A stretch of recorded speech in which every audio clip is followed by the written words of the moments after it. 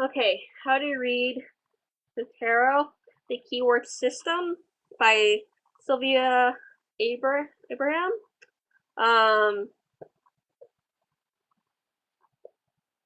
The front photos are by Robin Wood.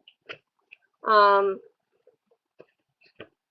yeah, it's part of Llewellyn's how-to series. Back.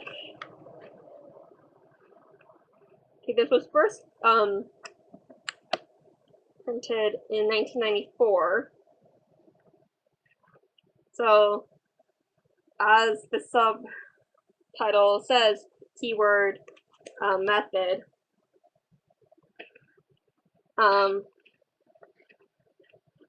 Apparently, like this is the system like she uses, like in her like 20 years as of printing the first or 20 years of doing it.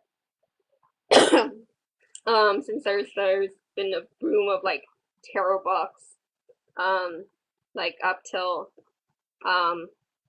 like I'm the way she's written it, and like there hasn't been much on books on tarot up to that point. Now in the 21st century there's a boom of them. So she has a little bit of history about tarot.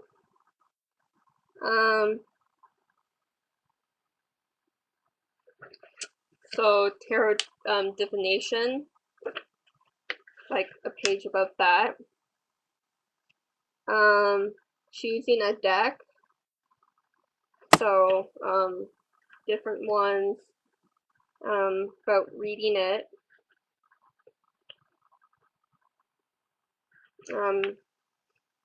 Talks about the different breaks down the deck, and then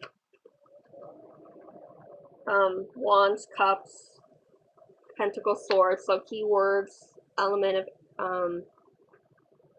element of fire, water, earth, air, and their zodiacal signs. If there's many wands, cups, swords, or major arcana in court, she has what they would mean.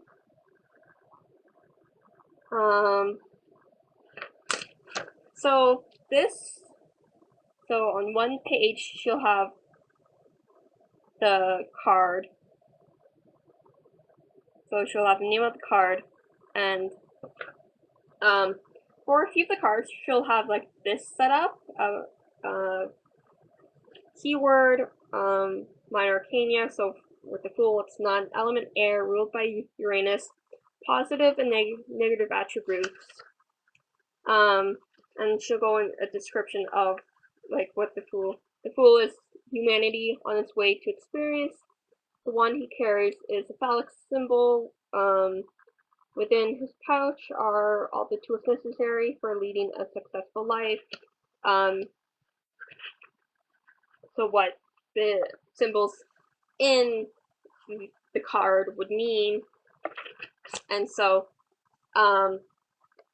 upright and spread, reverse and spread.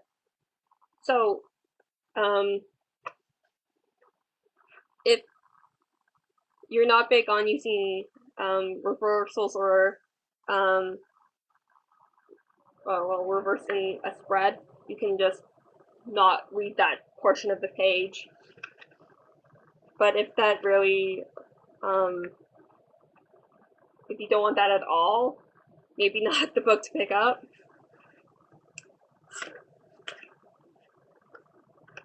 So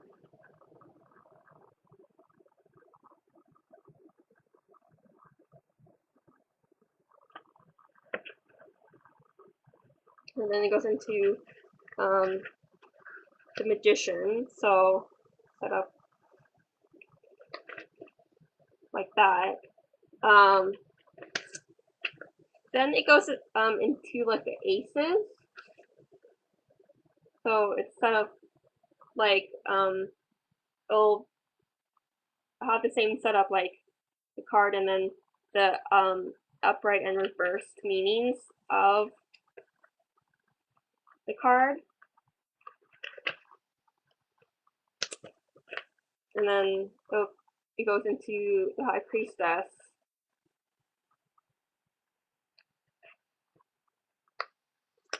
And then it'll go into like the 2 of Cups. So it'll go by 1, 2, 3, 4s.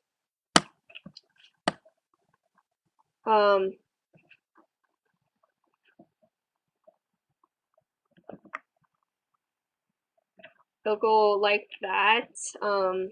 9, 10s, and then it'll go straight after the 10s. It'll go continue on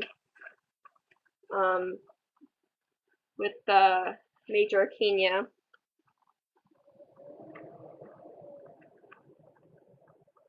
Until it hits the court cards, and then it goes kings all the way to the pages, and then so like in a way that's a interesting idea to have all like the 1s, 2s, 3s, 4s like together, and then the rest of the major, and then divide into the court. Quite a few books have that separation of the court cards and the numeral cards. So that isn't so off base, but like to me, if you're a person who would have all the major arcana in one chapter, swords, pentacles, wands, cups, in its own little chapter, maybe not a book to pick up because all of the cards are integrated numerically,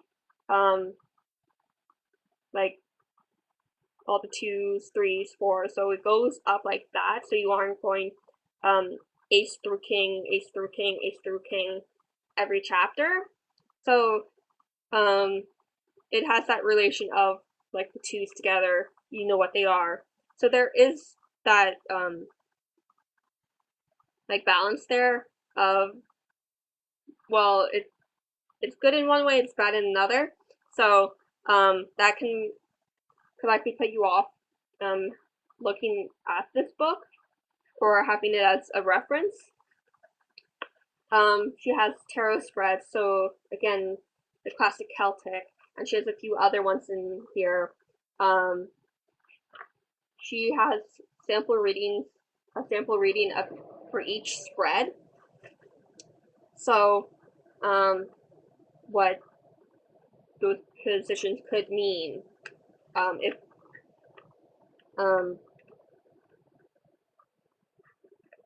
she also has a small chapter of symbols. So it's just alphabetically of different symbols, like city, thought centers, clouds, human thoughts in discord, storm clouds indicate unwise thinking.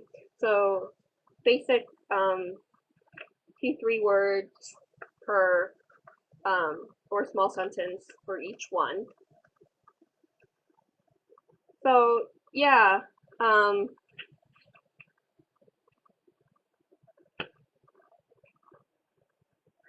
it has its pros and cons. It is what it is out on that out on the cover. What it is of 6 of Cups, making intelligent choices in love relations, happy emotional affairs, short sentences of what that card would mean in a spread. Not very much. What you would call a very small paragraph.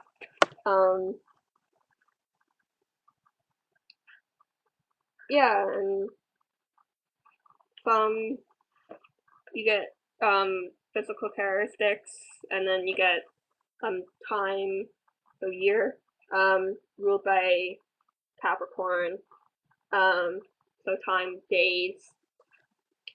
So you get a little bit of information, quick reference to what they would mean in a spread.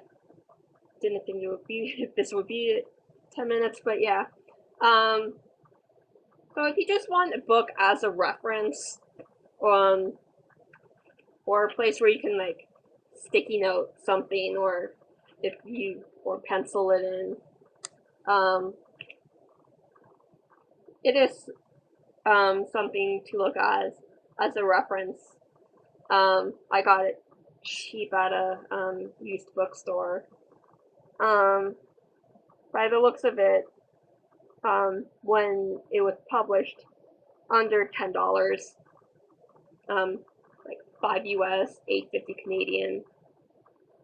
I don't know what it would be now, but yeah, again, as a reference, there are pros and cons to the book.